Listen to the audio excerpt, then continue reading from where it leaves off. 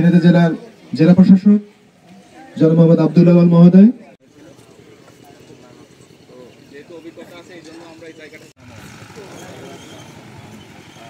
আপনারা জানেন synchronised cultivation আমরা যেটা বলি আর কি, এটার কিছু উদ্দেশ্য আছে। ডিসেম্বরের 3 তারিখে প্রথম বীজ ফেলি, এখানে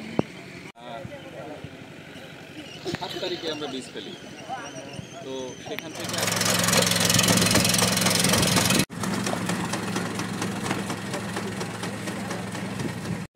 নতুন লাগাচ্ছে ঘুম করে দেবে, ঠিক আছে।